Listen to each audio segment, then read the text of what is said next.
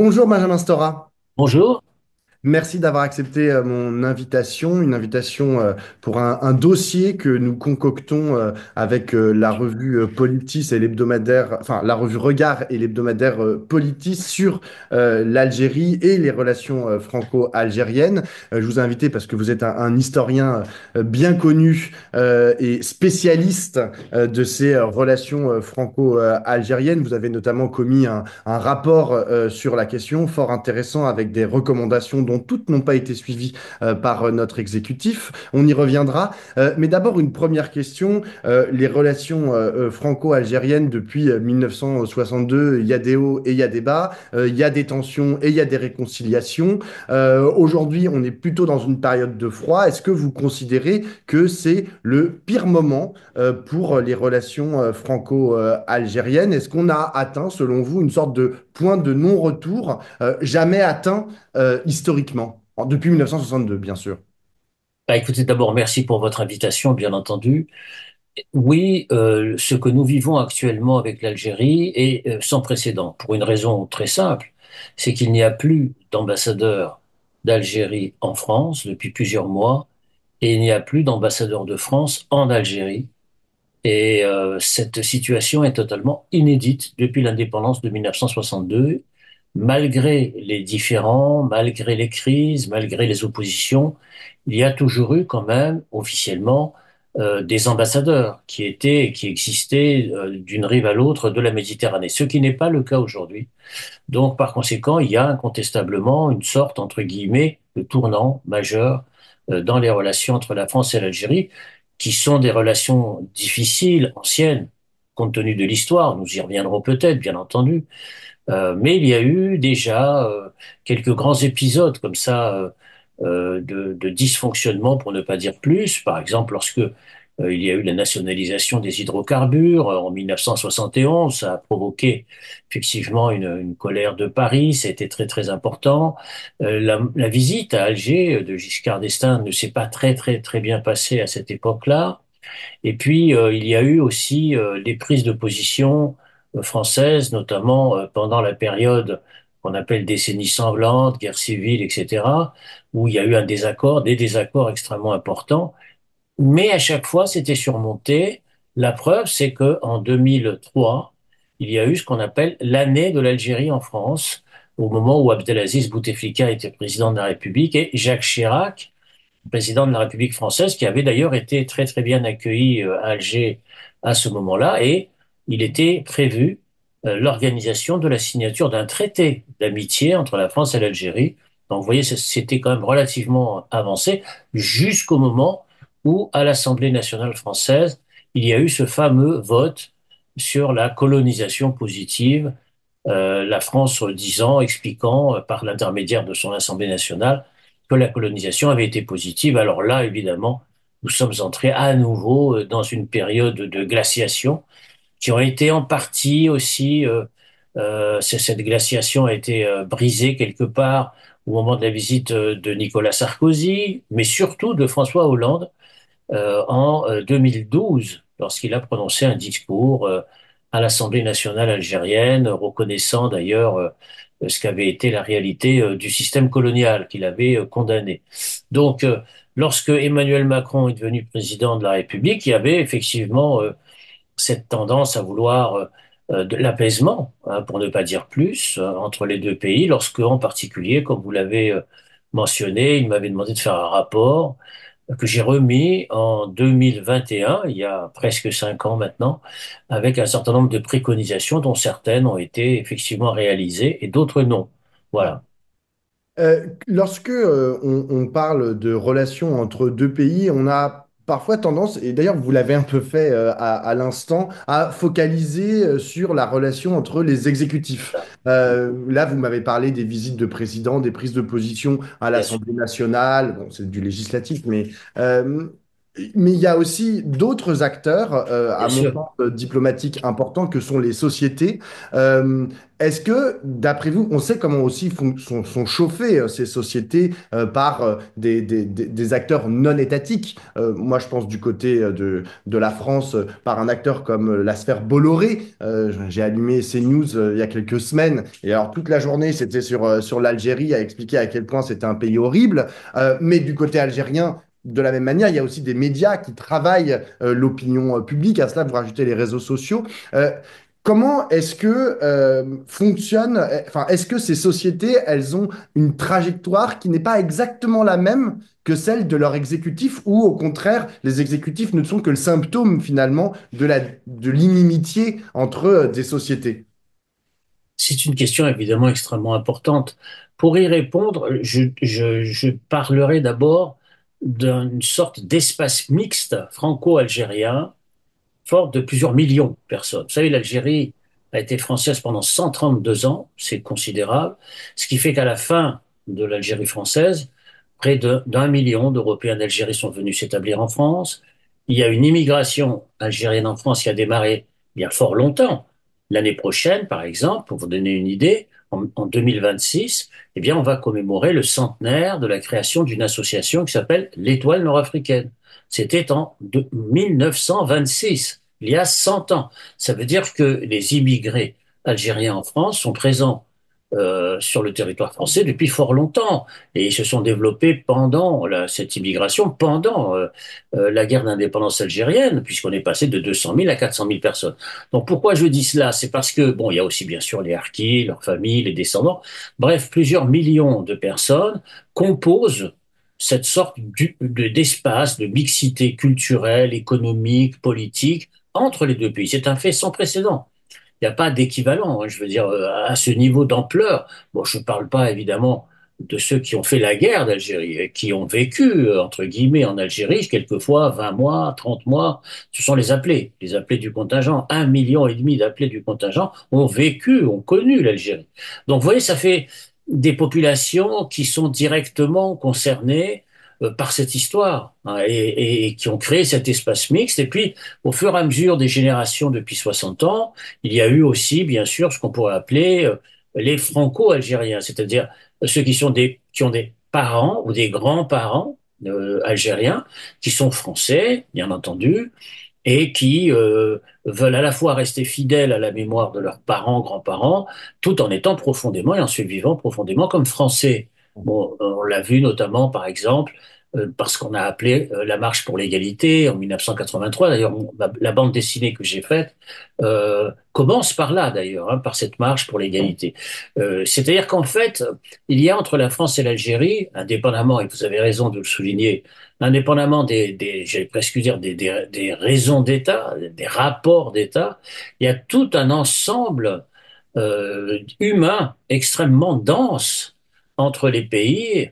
Et puis, il faut ajouter à cela d'autres éléments. D'abord, il y a beaucoup de villes françaises qui sont jumelées avec l'Algérie, ça on ne le sait pas, mais c'est vrai, il y a beaucoup de villes françaises qui depuis très longtemps pratiquent le jumelage, les échanges qui existent entre, disons, la jeunesse notamment, ça c'est très très important. Et puis il y a tout le travail universitaire. Personnellement, moi j'ai commencé à travailler sur l'Algérie en 1974, quand j'ai fait ma biographie de Messali Hadj, que j'ai soutenu en 1978. Donc faites le calcul, ça fait 50 ans. Donc, pendant toutes ces années, bien entendu, il y a eu des colloques entre Français et Algériens, universitaires. J'ai moi-même publié des ouvrages, par exemple avec Mohamed Harbi, sur l'histoire de la guerre d'Algérie. Il y a eu des échanges et des circulations. J'ai été invité plusieurs fois, de très nombreuses fois en Algérie, par des universités algériennes à venir faire des conférences sur l'histoire du nationalisme algérien, ou, bon, etc., etc. Donc, il y a toujours eu, disons, ces échanges. Mais il faut constater que les politiques des États interfèrent sur les sociétés. Ce serait naïf de croire à cette sorte de séparation, d'étanchéité entre d'un côté, disons, des États et puis de l'autre côté, des sociétés. Ben, c'est pas si simple parce que les discours, les pratiques produites par les États finissent par entrer à l'intérieur des sociétés. Du côté de la société française, La particularité, c'est que pendant 30 ans ou plus, on a occulté l'Algérie. Il fallait oublier, entre guillemets, l'Algérie. Donc, on n'a pas parlé de toute cette histoire de torture, violence coloniale, conquête, qui a été terrible. Pas d'enseignement, disons, de l'histoire de la conquête, hein, de l'Algérie, qui a duré 50 ans, la conquête, dans le 19e siècle. D'où l'effet de sidération provoqué par les propos récents de Jean-Michel Apathy. Donc, du côté français, ça a été l'occultation, et puis on est sorti progressivement, disons, de cette occultation, et ça a provoqué des guerres de mémoire à l'intérieur de la société française, etc. Du côté des Algériens, au contraire, c'était une surabondance de récits, mais de récits qui n'étaient pas tout à fait correspondants à la réalité historique. C'est-à-dire que les principaux dirigeants du nationalisme algérien, ceux qui avaient déclenché la révolution algérienne, avaient été mis au secret pendant très longtemps, cette histoire. Je pense à des grands personnages comme Sinaït Ahmed, comme Krim Belkacem, comme Mohamed Boudiaf, bon, que je connaissais personnellement, n'ont pas été, entre guillemets, reconnus pendant très longtemps, hein, dans l'histoire officielle algérienne. Il a fallu attendre pratiquement les années 2000 pour que, par exemple, une université à Sétif soit baptisée, soit nommée Université Ferhat Abbas. C'était la ville de Ferhat Abbas, la ville de Sétif, où était pharmacien. Donc, ça s'est fait, je crois, au début des années 2000. Donc, vous imaginez le temps qu'il a fallu. Donc, du côté français comme du côté algérien, les discours d'occultation, de refoulement ou d'exacerbation nationaliste jouent un rôle. Elles jouent un rôle. Hein, en France, il y a un discours du ressentiment sur l'Algérie. C'est-à-dire, bon, bah, nous avons été trahis par le général de Gaulle qui a abandonné l'Algérie française.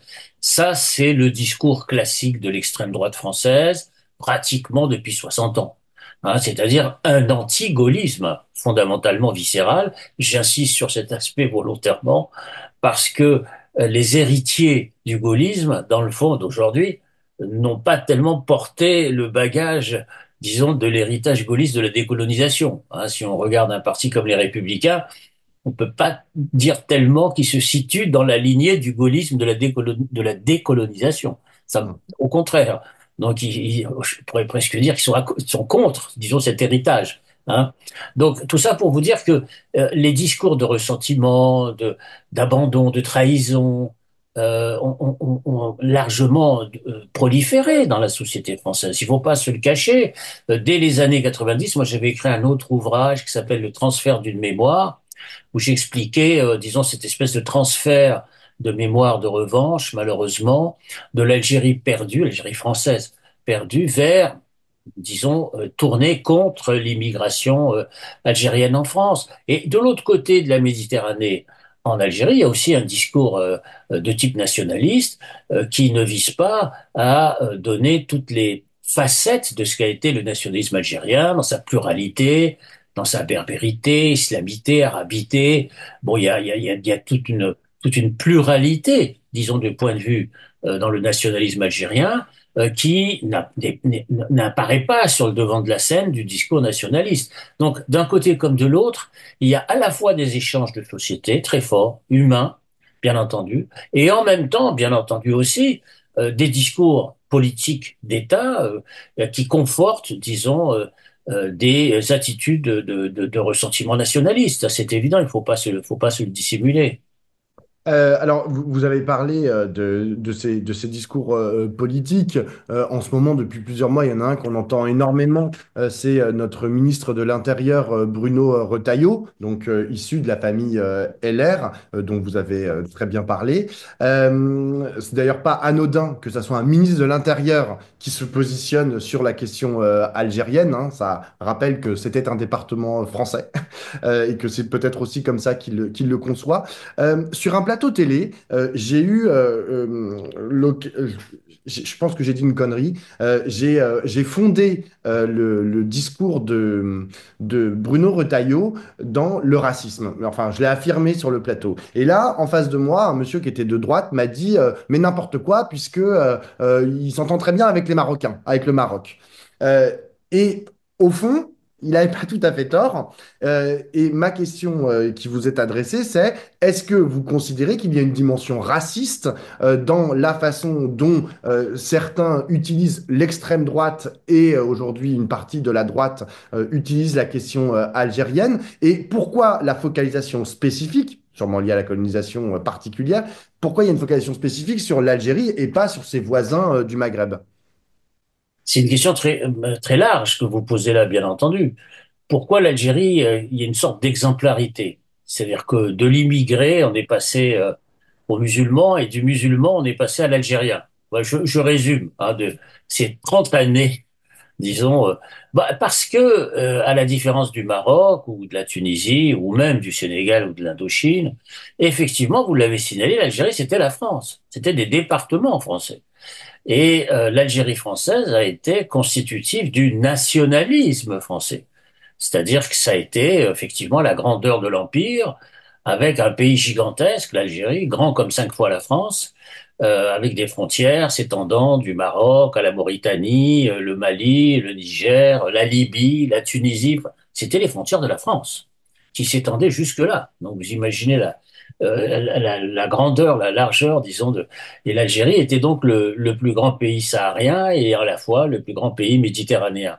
Donc, la perte de l'Algérie française n'est pas ressentie de la même manière que dans le rapport au Maroc, ou la Tunisie, qui n'étaient que des protectorats, hein, qui n'avaient pas été colonisés de la même manière. Et puis, d'autre part, ces deux pays n'avaient pas connu ce qu'on appelle la colonisation de peuplement.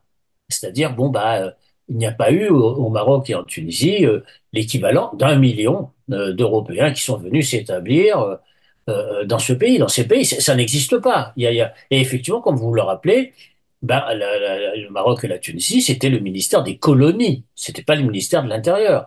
Or, la guerre d'Algérie, si elle n'a pas existé pendant longtemps, c'est parce qu'on considérait que ce pays faisant partie de la France, il s'agissait simplement d'opérations de maintien de l'ordre. C'était Mhm. des opérations spéciales de maintien de l'ordre.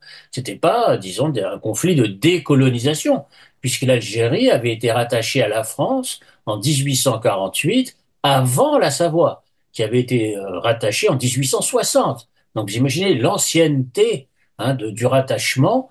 Et ces questions-là, par conséquent, nous renvoient à une forme, disons, de rapport à l'Algérie qui est très spéciale en France, qui est très particulière, c'est-à-dire celle de la possession, de la trahison, d'un territoire considéré pas comme français pendant 132 ans. Vous savez, dans 4 ans, en 2030, ça fera, disons, 2 siècles que l'Algérie était française. Et en 1930, on a fêté le centenaire de la colonisation de l'Algérie française. C'était des festivités gigantesques parce qu'on pensait que l'Algérie resterait, disons, éternellement française et que dans le fond, la population indigène disparaîtra d'elle-même. Hein, je veux dire, c'était à peu près le calcul démographique, disons, qui était fait pendant très longtemps par les élites politiques françaises. Pas tous, hein, parce qu'il y avait un courant aussi, enfin, je fais cette précision à chaque fois parce qu'elle est nécessaire, il y avait quand même un courant anticolonialiste hein, en France qui a toujours existé, hein, de Clémenceau à Jaurès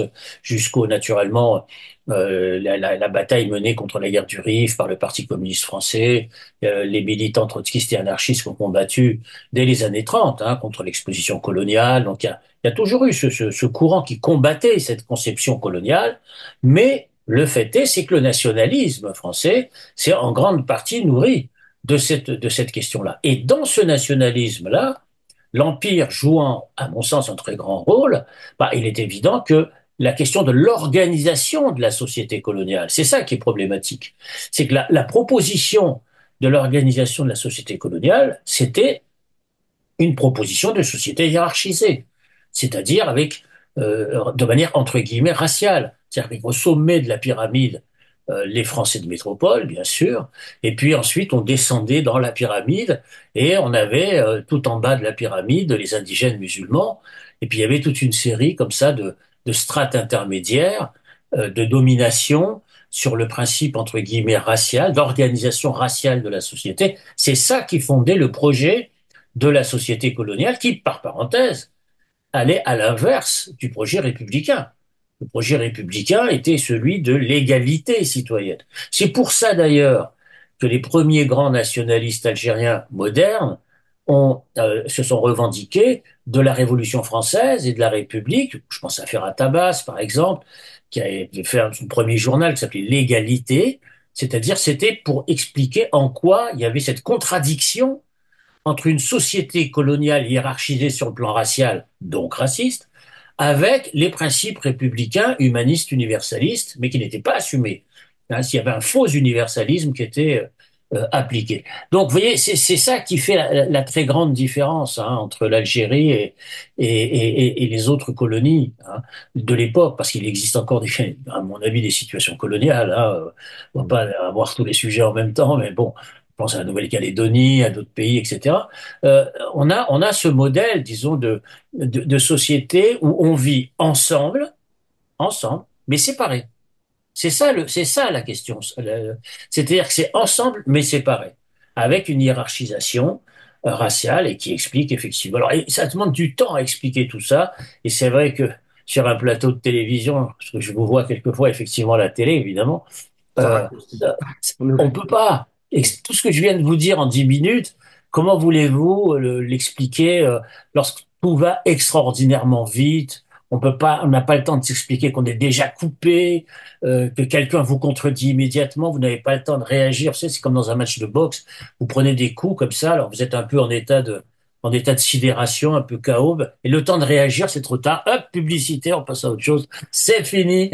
Voilà, je sais, malheureusement, je connais ça, c'est terrible, quoi. J'ai une dernière question, Oui, Benjamin Stora.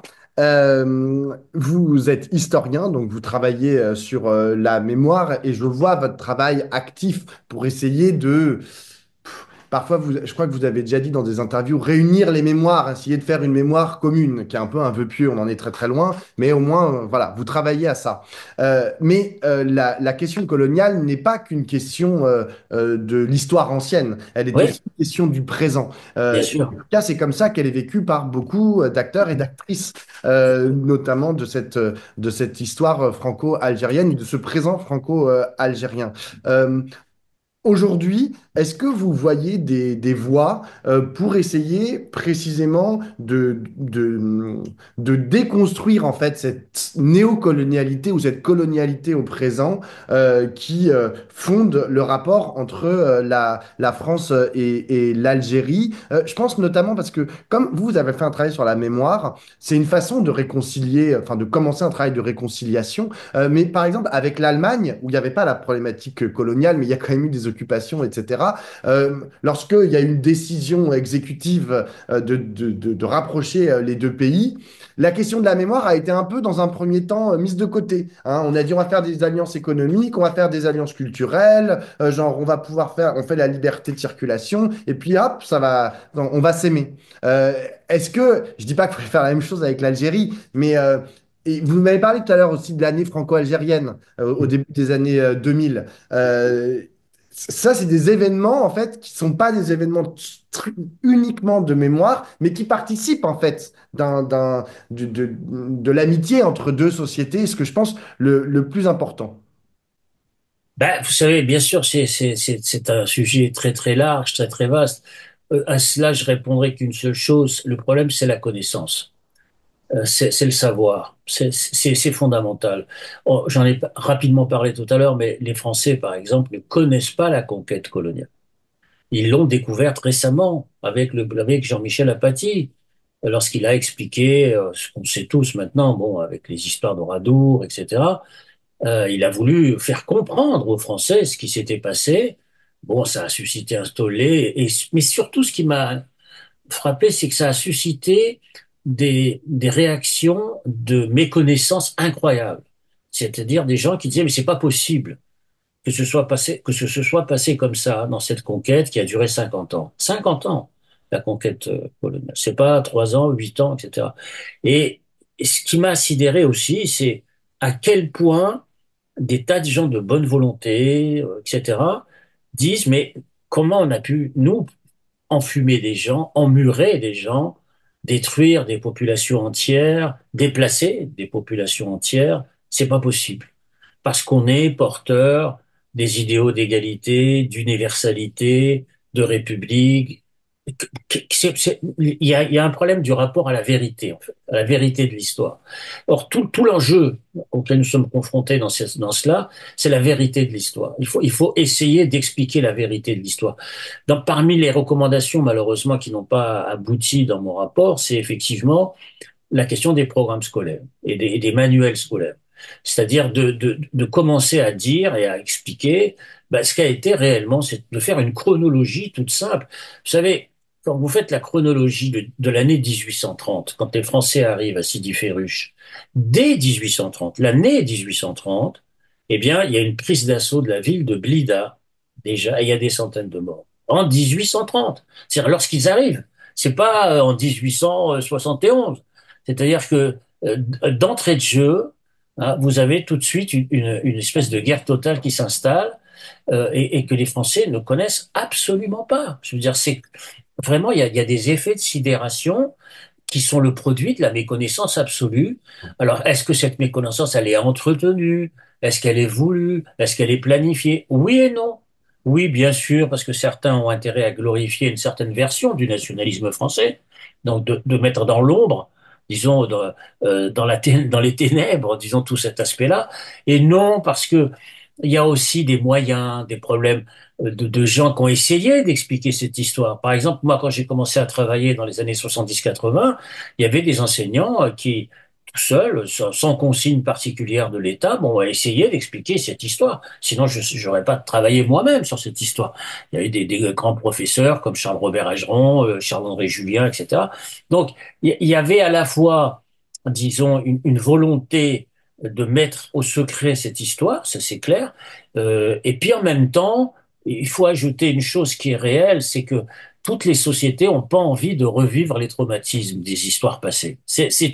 Encore un vieux problème pour les historiens. Moi, quand je fais mes conférences, vous savez, il y a des vieilles personnes qui viennent me voir et qui me disent, nous, on a du mal à regarder les documentaires sur la guerre d'Algérie. Parce que je parle des Algériens, hein, et qui disent parce qu'on a toujours un membre de ma famille qui a disparu, c'est toujours dur, c'est toujours difficile. C'est-à-dire que il y a à la fois la volonté de savoir, de connaître, de transmettre aux jeunes générations, et en même temps, je sais que c'est compliqué tout ça, en même temps, il y a la volonté quelquefois de pas tout regarder, toujours, tout le temps, et d'être tout le temps, disons, parce qu'il faut faire le travail de deuil, de finir, d'avancer, de regarder vers l'avenir. Et donc, des fois, c'est très, très difficile, hein, pour toutes les populations qui ont été un jour traumatisées par l'histoire, que de regarder en face cette histoire. Hmm. Donc, il faut naviguer entre ce besoin d'histoire et la nécessité d'avancer vers l'avenir et faire le travail de deuil. Le problème, c'est que pour ça, il faut être orfèvre. Or, pour l'instant, ceux qui ont les manettes, c'est plutôt des bulldozers. Euh, Exact. Merci beaucoup, Benjamin C'est Stora. moi. C'est moi. Merci.